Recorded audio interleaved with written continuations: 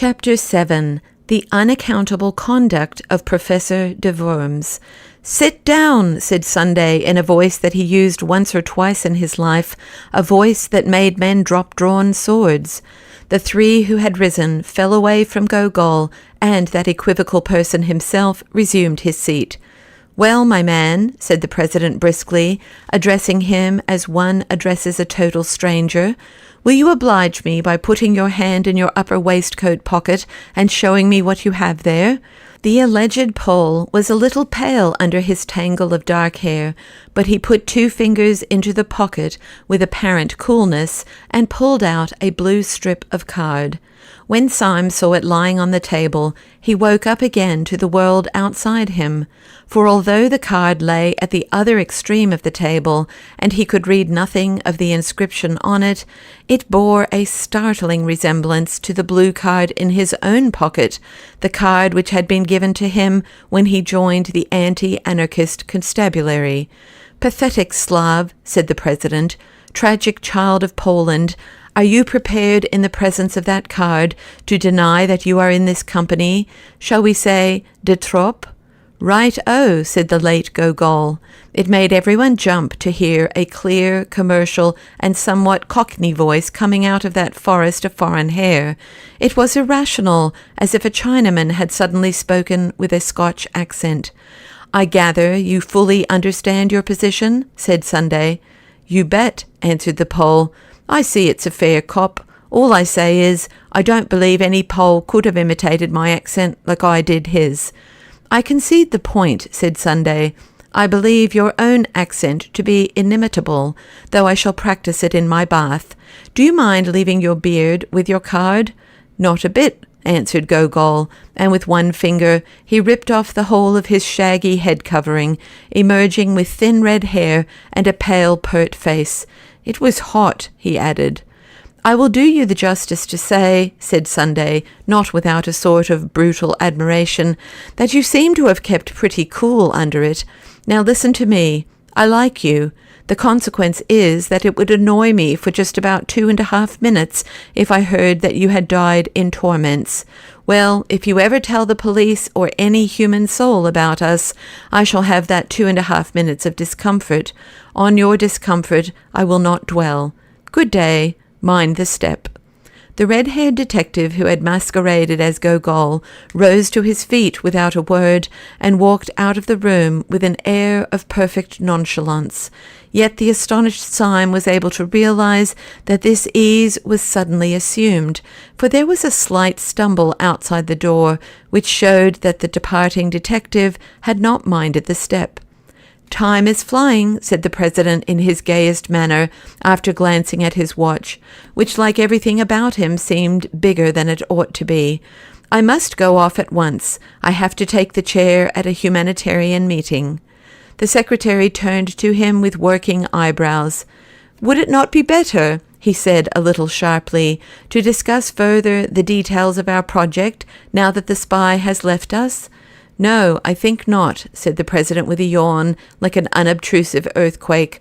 "Leave it as it is. Let Saturday settle it. I must be off. Breakfast here next Sunday." But the late, loud scenes had whipped up the almost naked nerves of the secretary. He was one of those men who are conscientious even in crime. "I must protest, President, that the thing is irregular," he said. "It is a fundamental rule of our society that all plans shall be debated in full council. Of course, I fully appreciate your forethought when in the actual presence of a traitor." "Secretary," said the president seriously, "if you'd take your head home and boil it for a turnip, it might be useful. I can't say, but it might." The secretary reared back in a kind of equine anger. "I really fail to understand," he began in high offense. That's it," said the president, nodding a great many times. "That's where you fail right enough. You fail to understand. Why, you dancing donkey," he roared, rising. "You didn't want to be overheard by a spy, didn't you? How do you know you aren't overheard now?" And with these words he shouldered his way out of the room, shaking with incomprehensible scorn. 4 of the men left behind gaped after him without any apparent glimmering of his meaning. Syme alone had even a glimmering, and such as it was, it froze him to the bone. If the last words of the president meant anything, they meant that he had not, after all, passed unsuspected. They meant that while Sunday could not denounce him like Gogol, he still could not trust him like the others. The other 4 got to their feet grumbling more or less, and betook themselves elsewhere to find lunch, for it was already well past midday. The professor went last, very slowly and painfully. Syme sat long after the rest had gone, revolving his strange position. He had escaped a thunderbolt, but he was still under a cloud.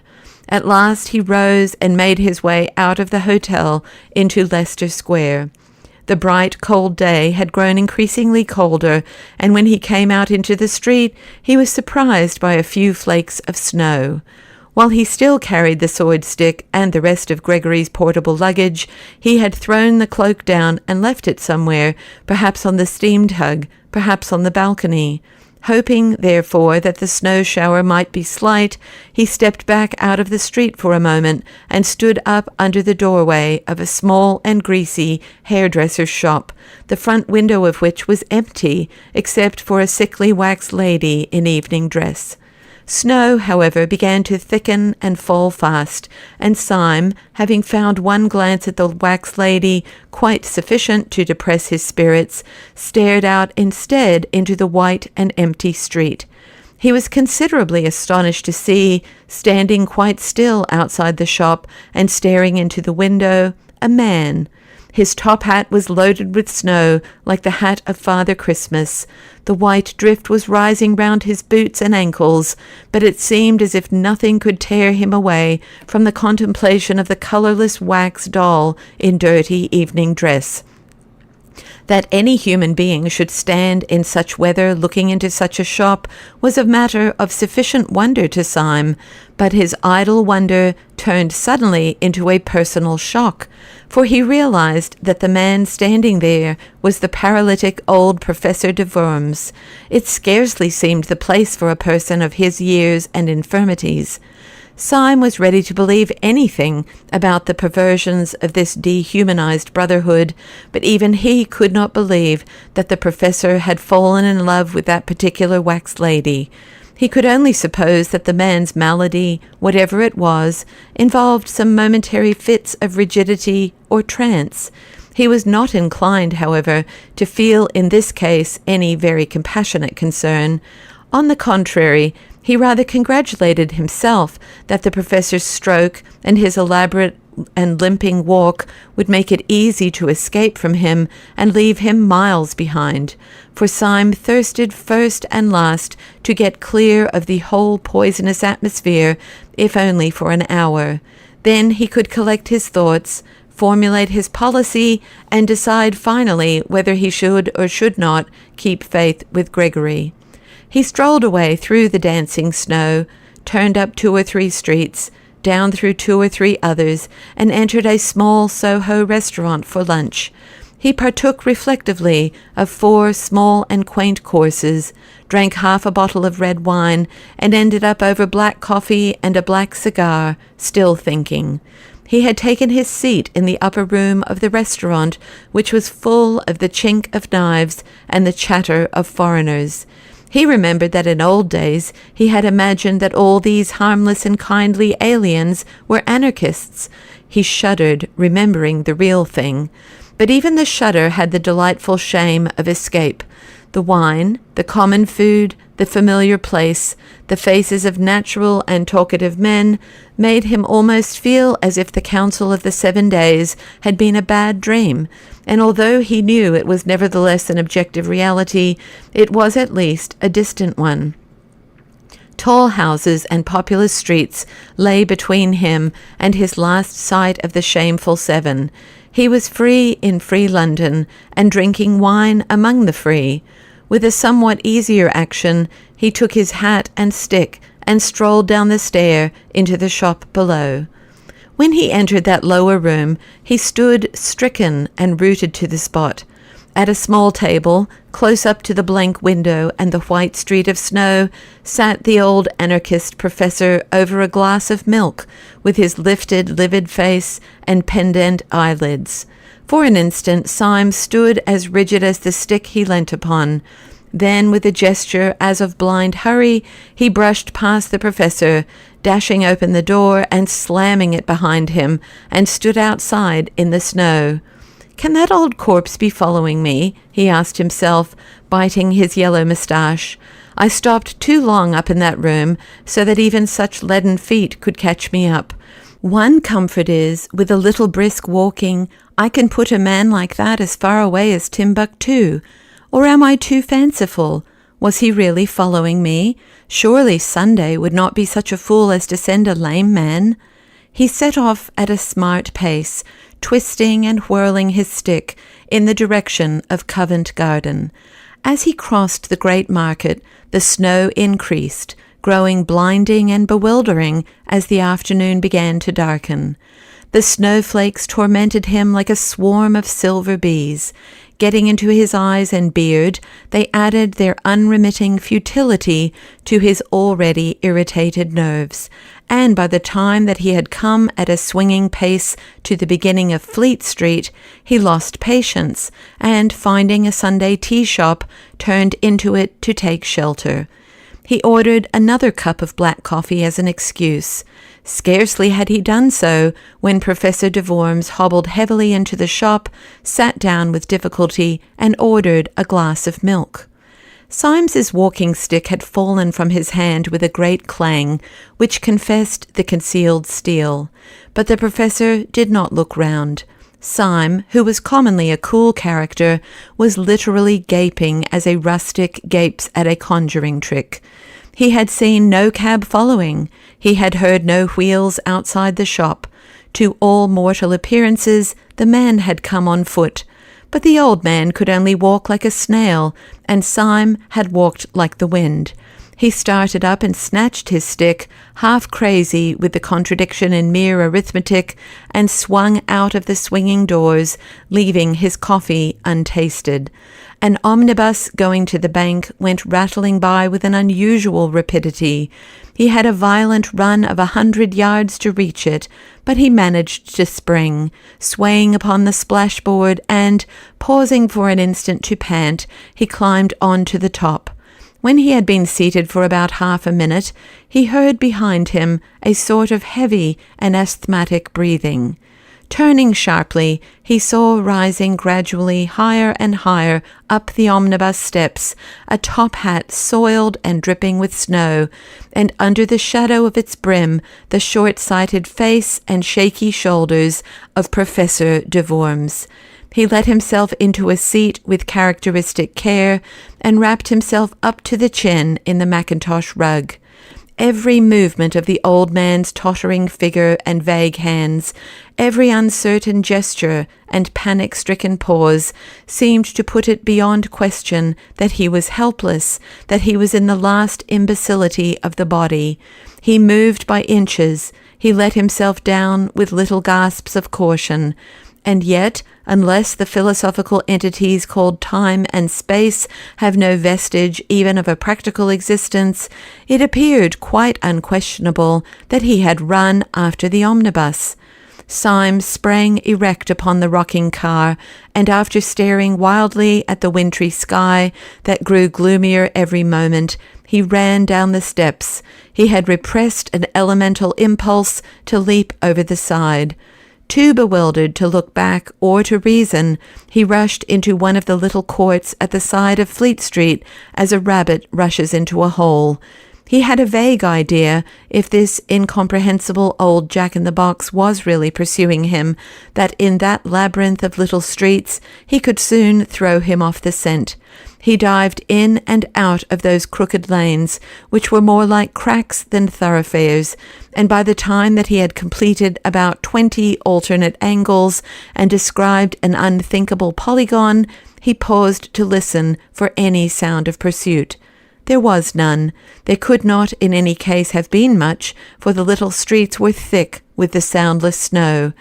Somewhere behind Red Lion Court, however, he noticed a place where some energetic citizen had cleared away the snow for a space of about 20 yards, leaving the wet, glistening cobblestones. He thought little of this as he passed it, only plunging into yet another arm of the maze. But when, a few hundred yards farther on, he stood still again to listen, his heart stood still also, for he heard from that space of rugged stones the clinking crutch and labouring feet of the infernal cripple.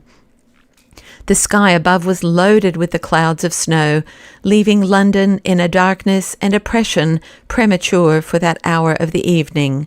On each side of Syme, the walls of the alley were blind and featureless. There was no little window or any kind of eave. He felt a new impulse to break out of this hive of houses and to get once more into the open and lamplit street. Yet he rambled and dodged for a long time before he struck the main thoroughfare. When he did so, he struck it much farther up than he had fancied. He came out into what seemed the vast and void of Ludgate Circus and saw St. Paul's Cathedral sitting in the sky. At first he was startled to find these great roads so empty, as if a pestilence had swept through the city. Then he told himself that some degree of emptiness was natural, first because the snowstorm was even dangerously deep, and secondly because it was Sunday. And at the very word Sunday he bit his lip. The word was henceforth for hire, like some indecent pun. Under the white fog of snow, high up in the heaven, the whole atmosphere of the city was turned to a very queer kind of green twilight, as of men under the sea. The sealed and sullen sunset behind the dark dome of St. Paul's had in it smoky and sinister colours of sickly green, dead red or decaying bronze that were just bright enough to emphasize the solid whiteness of the snow. But right up against these dreary colours rose the black bulk of the cathedral, and upon the top of the cathedral was a random splash and great stain of snow, still clinging as to an alpine peak. It had fallen accidentally, but just so fallen as to half drape the dome from its very topmost point, and to pick out in perfect silver the great orb and the cross. When Syme saw it, he suddenly straightened himself and made with his sword stick an involuntary salute. He knew that that evil figure, his shadow, was creeping quickly or slowly behind him, and he did not care. It seemed a symbol of human faith and valour that while the skies were darkening, that high place of the earth was bright. The devils might have captured heaven, but they had not yet captured the cross. He had a new impulse to tear out the secret of this dancing, jumping, and pursuing paralytic, and at the entrance of the court as it opened upon the circus, he turned, stick in hand, to face his pursuer. Professor de Worms came slowly round the corner of the irregular alley behind him, his unnatural form outlined against a lonely gas lamp, irresistibly recalling that very imaginative figure in the nursery rhymes, the crooked man who went a crooked mile. He really looked as if he had been twisted out of shape by the tortuous streets he had been threading. He came nearer and nearer, the lamplight shining on his lifted spectacles, his lifted, patient face. Syme waited for him as St. George waited for the dragon, as a man waits for a final explanation or for death, and the old professor came right up to him and passed him like a total stranger, without even a blink of his mournful eyelids. There was something in this silent and unexpected innocence that left Syme in a final fury. The man's colourless face and manner seemed to assert that the whole following had been an accident. Syme was galvanized with an energy that was something between bitterness and a burst of boyish derision. He made a wild gesture, as if to knock the old man's hat off, called out something like, "Catch me if you can," and went racing away across the white, open circus. Concealment was impossible now, and looking back over his shoulder, he could see the black figure of the old gentleman coming after him with long, swinging strides, like a man winning a mile race. But the head upon that bounding body was still pale, grave and professional, like the head of a lecturer upon the body of a harlequin. This outrageous chase sped across Ludgate Circus, up Ludgate Hill, round St. Paul's Cathedral, along Cheapside, Syme remembering all the nightmares he had ever known. Then Syme broke away towards the river and ended almost down by the docks. He saw the yellow panes of a low, lighted public house, flung himself into it, and ordered beer. It was a foul tavern, sprinkled with foreign sailors, a place where opium might be smoked or knives drawn. A moment later, Professor de Worms entered the place, sat down carefully, and asked for a glass of milk.